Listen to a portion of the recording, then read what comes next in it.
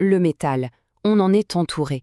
C'est vrai, ça évoque tout de suite la force, la durabilité, mais cette solidité, eh bien, elle ne sort pas de nulle part. C'est souvent le fruit d'un processus à la fois ancien, presque brutal, mais aussi d'une précision incroyable. On parle bien sûr du forgeage. Alors voilà, la question qu'on va se poser est assez directe. Imaginez qu'on a un simple morceau de métal. Comment est-ce qu'on s'y prend pour le rendre non seulement plus fort, mais aussi beaucoup plus résistant aux impacts et à l'usure du temps? Eh bien, la réponse, c'est le forgeage.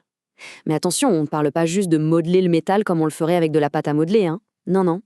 Le but, c'est de le marteler, de le presser quand il est bien chaud, pour vraiment changer sa structure de l'intérieur, pour le rendre intrinsèquement plus performant.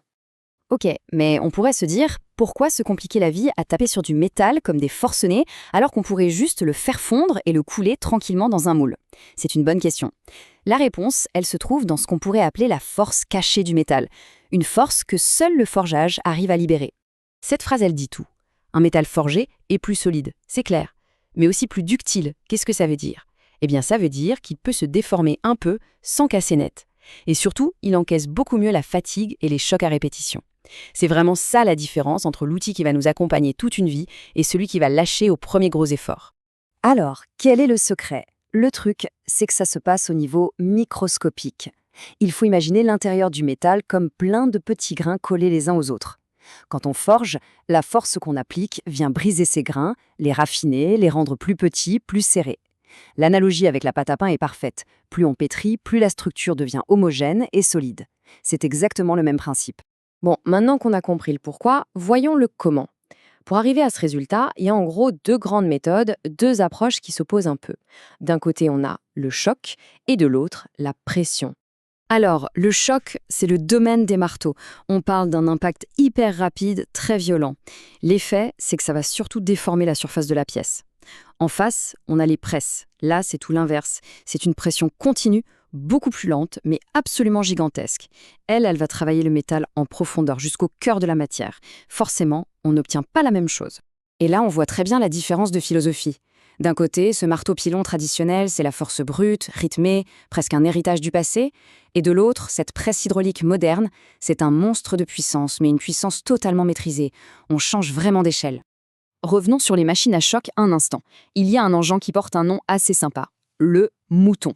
Alors, il ne faut pas se fier à son nom, hein, c'est tout sauf doux. C'est en fait un marteau d'estampage qui est fait pour frapper à une vitesse hallucinante. Et quand on dit hallucinante, c'est jusqu'à 60 coups par minute, soit une frappe monumentale chaque seconde. Il faut imaginer la scène, le métal chauffé à blanc qui encaisse ça. L'énergie est juste phénoménale. Mais alors, si on parle de force pure, là, il n'y a pas photo. C'est là que la comparaison devient vraiment folle. Un gros marteau-pilon, mettons un de 15 tonnes, ça va générer dans les 150 kN. C'est déjà pas mal. Mais une presse hydraulique, elle peut monter à 200 000 kN. Pour mettre ça en perspective, 200 000 kN, c'est l'équivalent du poids de plus de 20 000 voitures empilées sur la pièce. Le différentiel de puissance est juste ahurissant. Ok, donc on a ces deux forces titanesques, le choc et la pression. Mais évidemment, avoir toute cette puissance, ça ne sert à rien si on l'applique n'importe comment. Il faut une précision d'orfèvre. Et c'est là qu'on découvre la véritable boîte à outils du forgeron. Toutes les techniques pour vraiment sculpter le métal. Parce que non, on ne frappe pas au pif. Chaque geste a un nom et un objectif bien définis. Par exemple, l'étirage, son nom l'indique, c'est pour allonger la pièce. Pensez à la tige d'une soupape de moteur. À l'inverse, il y a le refoulement qui sert à épaissir une partie, pour en faire la tête, par exemple. Et puis on a le poinçonnage pour faire un trou, le cintrage pour donner une courbe. Bref, c'est une succession d'opérations très réfléchies qui vont petit à petit donner sa forme finale à la pièce. On a cette image d'Épinal du forgeron musclé qui tape sur son enclume. Mais en réalité, ce serait une grosse erreur de penser que tout n'est qu'une question de force et de tour de main. Derrière chaque pièce forgée, il y a énormément de calculs, une science très rigoureuse. En fait, bien avant de mettre le métal à chauffer, tout est déjà sur le papier. Tout part du dessin de la pièce finale. De là, on calcule son poids exact. Puis, on calcule le poids du bloc de métal brut dont on va avoir besoin au départ. Ensuite, on définit la séquence d'opérations, dans le bon ordre. Et enfin, on choisit la machine parfaite pour le job. C'est un vrai processus d'ingénierie, de A à Z. Et au centre de toute cette préparation, il y a cette formule. Elle a l'air simple, mais elle est cruciale. Elle dit que le poids du bloc de départ doit être égal au poids de la pièce finie, mais plus tout ce qu'on va perdre en route. Et des pertes, il y en a. Le métal qui part en fumée avec l'oxydation à cause de la chaleur, les chutes de matière qu'on va découper, et il faut même prévoir une marge pour les pièces ratées qui finiront à la poubelle. Absolument chaque gramme est calculé à l'avance. Ce graphique, il illustre ça parfaitement. C'est assez parlant, regardez.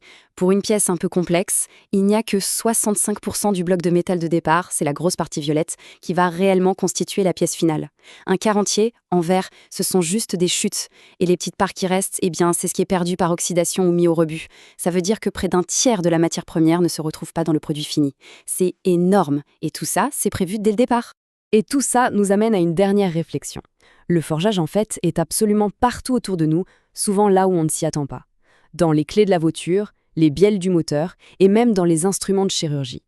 Alors la prochaine fois qu'un objet en métal semblera particulièrement solide entre les mains, ça vaut le coup de se poser la question. Et si lui aussi avait été forgé pour être plus résistant?